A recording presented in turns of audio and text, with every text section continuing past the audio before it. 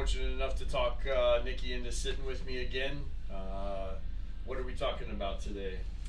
Today we're going to talk about tiny home wheels versus tiny homes on foundations.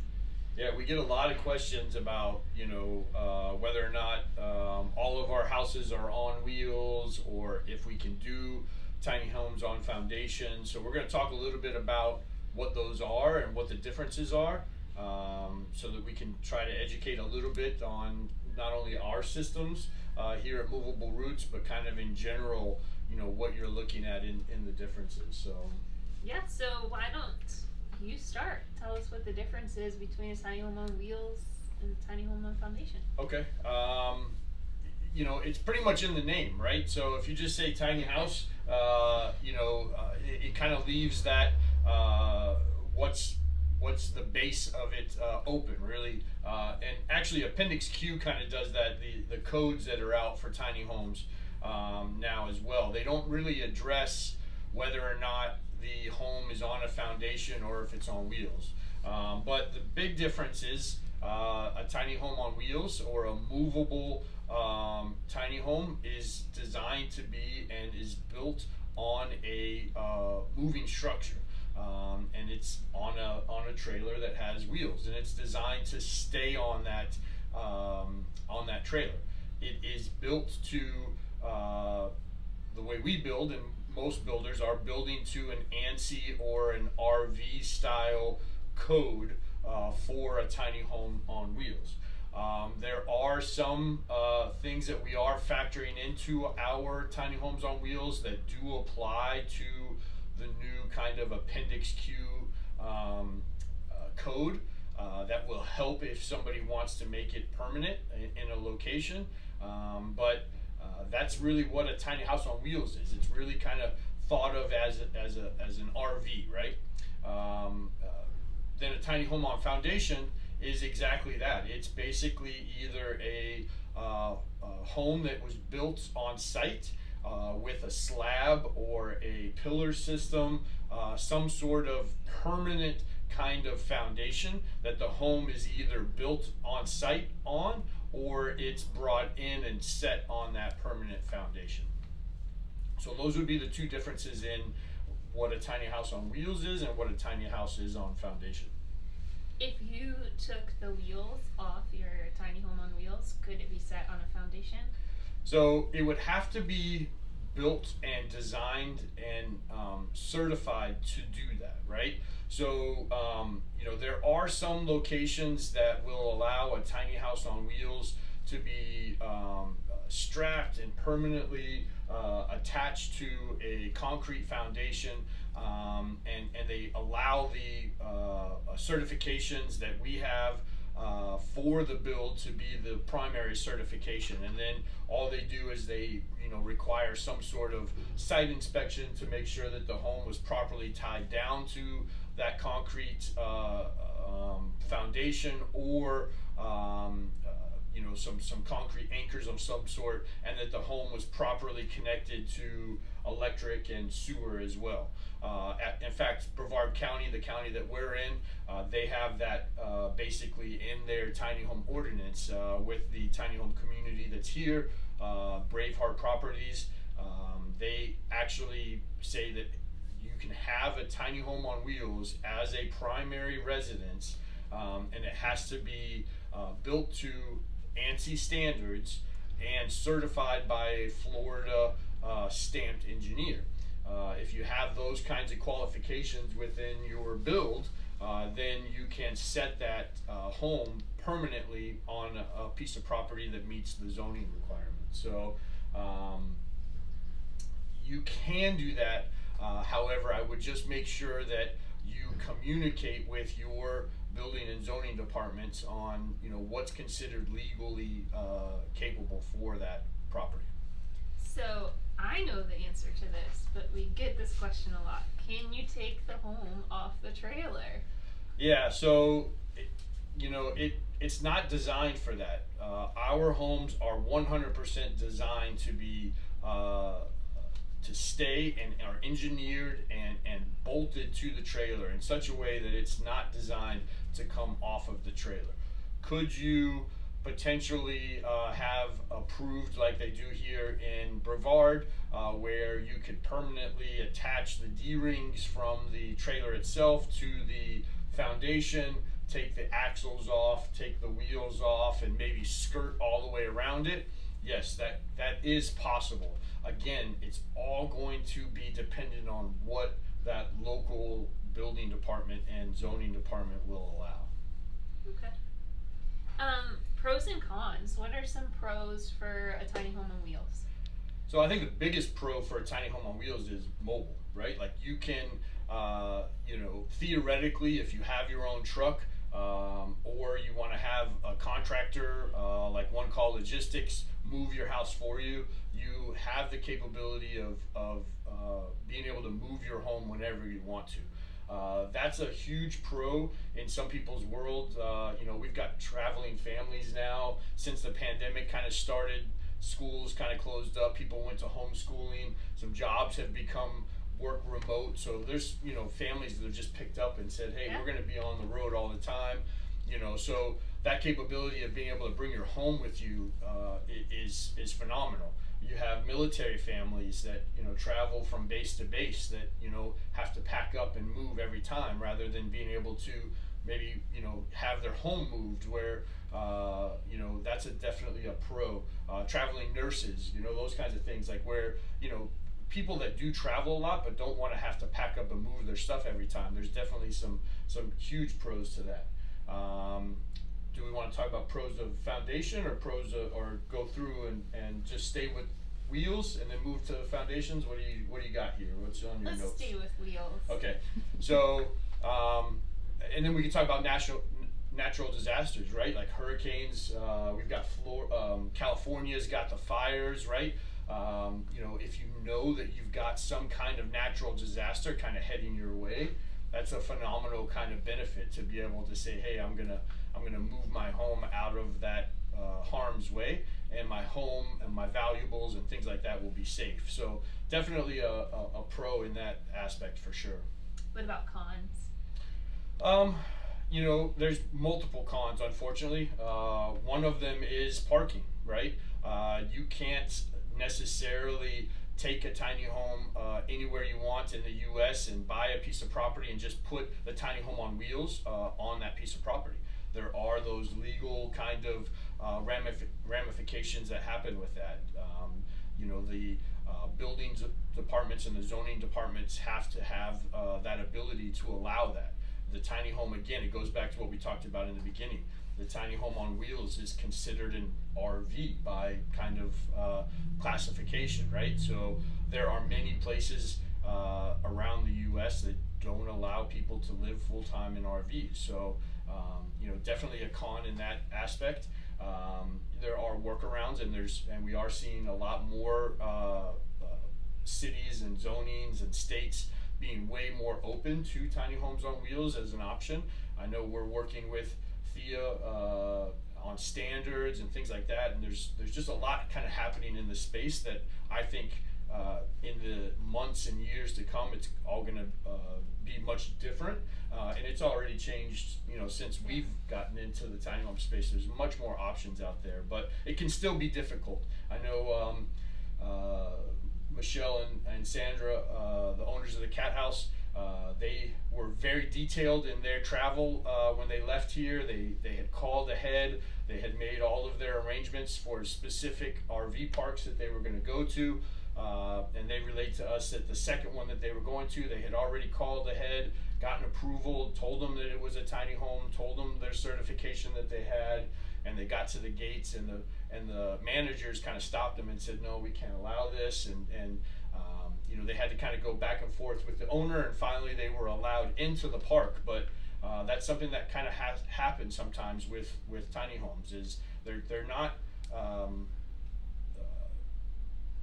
they don't look like the other RVs in the trailer park, right? And because also of the DIY scenario, the park insurance isn't 100% sure if the house was built to the proper standard, right? So some parks have just come out and said, no, you can't come, and other parks are kind of a hit or miss. But parking's definitely a con.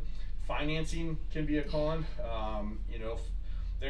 since we started 4 years ago, we have multiple kind of financing options now. Then we really didn't. It was all kind of cash buyers. So you really had to have a significant amount of cash to really kind of buy a quality tiny house. But now there's some financing options. But again, they're not perfect for everybody.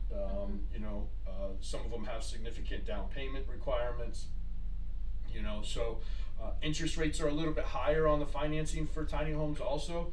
And people, need to kind of understand that you have a bank or a financial institution loaning you money on something that's completely mobile, right? Like, they're going to give you, let's just say, $100,000 loan, and now you hook it to the truck, and you could be anywhere in the U.S. and potentially default on a loan. That's how the banks have to look at it, right? So, and then along with financing is kind of that depreciation style. There's no proven secondary market out there yet, and that's where financing is going to basically kind of help with that. With financing, you could have, Nikki and I could buy a tiny house, we finance it, and then in a year we maybe say, hey, we're done traveling, we're gonna build a tiny house on a foundation, and now we want to sell our tiny house on wheels. With the financing options that are out there now, potentially that can happen. Another buyer could come in, they could buy that used tiny house, and that'll help in that process of proving the secondary market for tiny homes. So I can tell you that our tiny homes, we have not had a customer sell. All of our customers are still actively living in their tiny homes.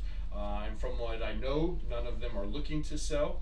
But I do know some builders are reporting that their tiny homes have appreciated in price. I know that our costs have gone up for materials and things like that. So obviously what a tiny house was bought for from us 2 years ago, the prices have had declined because of material costs and labor costs and things like that. So what we're selling our tiny homes for now compared to 2 years ago has appreciated. So just a little bit of a influx there in pricing for a con, for sure. And you need the truck to drive it. If you're going to transport it yourself, you need that big truck, and you need to know how to drive it, and you need to know how to tow it. So yeah, that's a con for me. Yeah, that's a con for some people, for sure. But there are. But some adapt. Yeah, some adapt. And the cat house. Yeah, the cat house is a perfect example of someone who we would recommend that they purchase a truck, right? Because they plan to move every couple of months, right? If you plan to take your home to a park and be there for a year or two, it doesn't really make sense to invest in a truck, right? So I think, again, boiling everything down to what your needs are and what's going to work best for your scenario. How do you intend to use it? Yeah, and kind of thinking of it in that manner. There's transport companies, again, plug for one called Logistics. They're phenomenal. They they move all of our homes for our customers for the most part. So they pretty much move tiny homes a majority of the time. That they've kind of a majority of their business is moving tiny homes. So yeah. I guess we can talk about tiny homes on foundational homes, pros and cons. Yeah.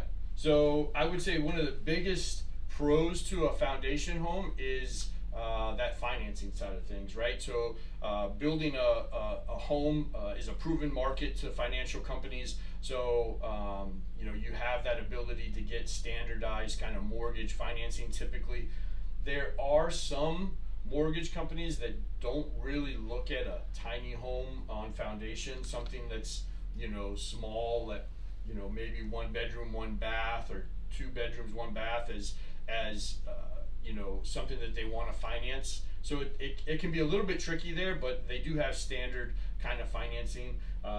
Your local building and zoning departments already have rules in place for allowing it, right? You can walk into the building and zoning department and say, hey, I would like to build this 700 square foot tiny house on a foundation.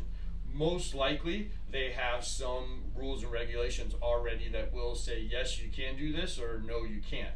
And majority of the time it's that square footage, right?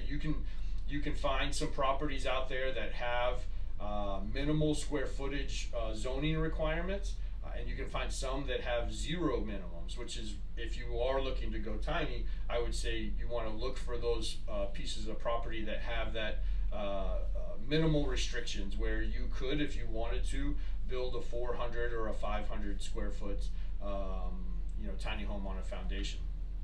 So financing is definitely better. Rules and regulations, as far as easier to kind of put it on your own piece of property compared to a tiny house on wheels, is definitely better.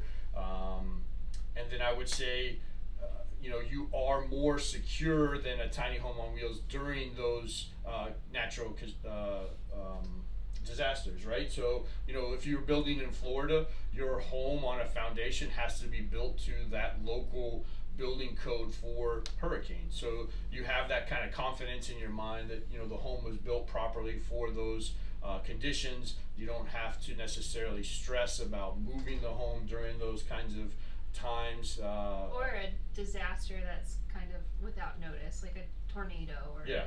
Yeah, it's built to, it's definitely built to a higher standard as far as the engineering side of things than what your typical tiny home it has to be built to. So, what about cons? I would go. The most I would go back. glaring one. I would go back to it's not movable, right? Yeah. Like, so if your end game is to kind of find a piece of property and be there for many years, then maybe foundation is the right thing for you. The building on a foundation on the property does affect your taxes, right? So your property does have a kind of set tax rate, and then once you improve on that property, the improvements are then factored into your property taxes. So you do get kind of a higher property increase, value increase, because you've now improved the property with something that is permanent and on a foundation. So those are things to kind of take into consideration, where a tiny home on wheels, it is movable, so it doesn't improve that property value if they do allow it, so it can't increase the property taxes. Purchase and find the land. Yep. That's a big one. Yeah. And are we on cons of foundation? Yeah. I think that one of the other cons is, we touched a little bit base on it, is that your property is going to have, most likely, if you're looking for in and around a city style base area, I know I'll compare it to our area. A majority of the property around our city has minimum square footage requirements on the property itself.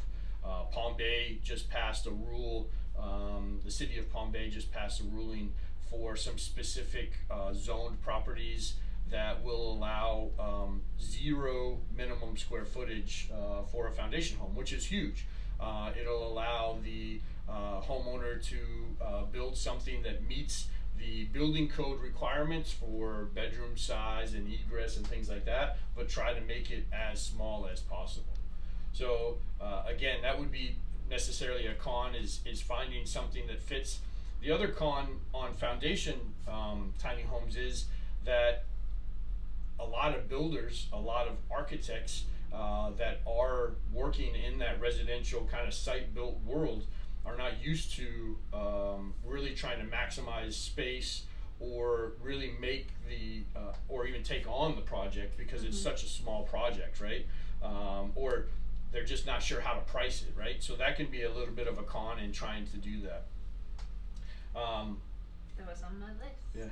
Are we gonna touch base on modular at all, or? Yeah, so we get a ton of requests for, can you build me a tiny home on foundation, and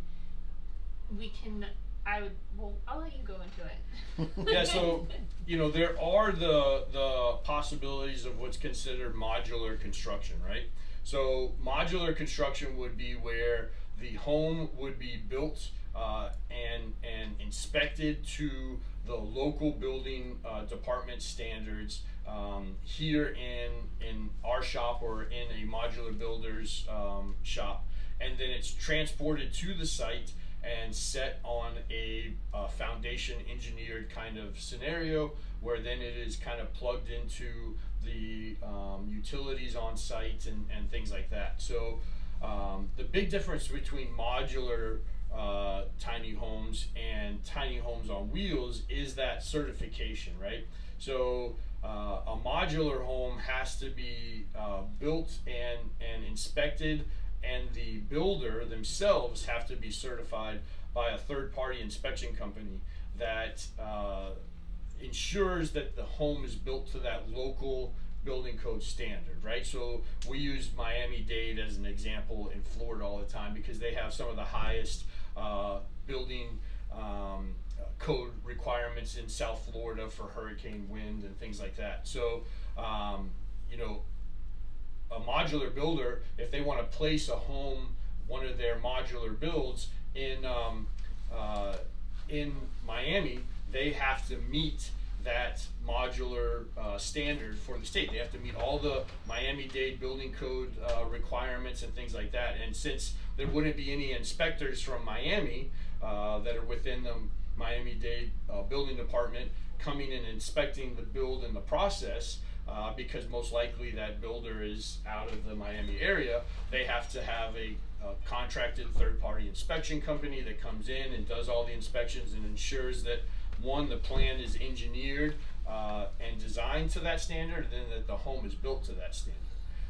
So modular is definitely an option in for some builders and tiny home builders, but again, once you convert over to that permanent foundation, you do have to meet those local building codes and zoning department stuff. So just because you go and you buy a 400 or 500 square foot modular house, you still have to get those local permits. Yeah, you have to get the local permits to put that house on there, right? So modular is definitely a option. I do think that there are quite a few tiny home builders that are thinking kind of more in that modular kind of space as they get deeper into this, because modular does also then typically apply for the same kind of mortgage, site-built kind of construction. There's a lot of modular kind of construction happening out on the West Coast, where you know, they're limited on land and the ability to get construction equipment and stuff in. So modular really makes a lot of sense in some areas. So modular is definitely something that I think is a future of the tiny home space, but they definitely want to make sure that whoever you're researching on that has the proper certifications, is approved by the state to be a modular builder and things like that, because there are a lot more hoops and a lot more legality situations to modular building compared to tiny homes on wheels. And I will also mention that we get a lot of questions about shipping container homes, right? Oh, yeah. And shipping container homes are really that foundation style setup. So because they're not designed on a trailer, they don't have a trailer underneath them, they're brought to the site and set on a site to be maybe more permanent. They fall under, shipping container homes would fall under that local building code department. So if you've got a piece of property maybe, and the square footage requirement is 700 square feet, you're going to need multiple shipping containers on that property to get to that 700 square feet. So again, there's a lot of gray area, there's a lot of due diligence that the buyer needs to do in this process, but really boiling it down to what best fits your needs, and then kind of trying to find somebody that can help you fulfill those needs, that has the proper certifications and abilities. We also get this question: can you put a shipping container on our trailers? So it is possible, yes, to do that. Typically, what I tell people about putting a shipping container on a trailer to kind of meet those requirements is that you are already limited in a shipping container typically to 8 feet wide, and a high box is about 9'6" tall, right?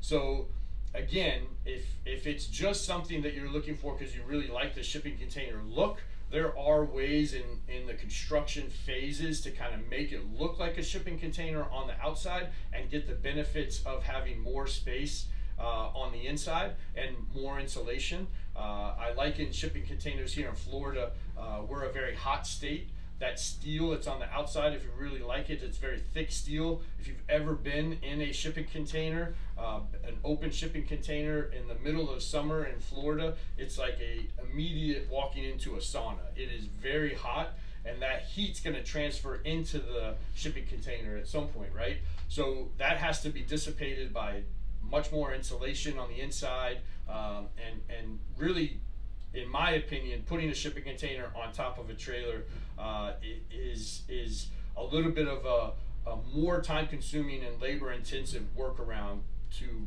building on top of a trailer. I believe shipping container homes have a great space in the kind of permanent foundation kind of setting. I know there's a lot of people looking in Puerto Rico after the hurricanes and different things like that, and reutilizing shipping containers, which is a great thing. You just kind of have to know what you're getting yourself into with shipping containers and how they're going to be looked at and allowed in your local building and zoning rules and regulations. So, just made me think of that. what else you got? That's all I had for today, and I think we're right under our time cap there. Did anything come in, TJ? We're good. All right. So again, thinking about tiny house on wheels, thinking about tiny house on foundation, thinking modular, thinking shipping container. Everything boils down to what your specific needs are, and weighing all those pros and cons for you and what you plan to do. So spend some time kind of figuring that out, and then reach out to either us or someone who you're looking to move on with the process with, and see if you can start those conversations. Have a good one, guys.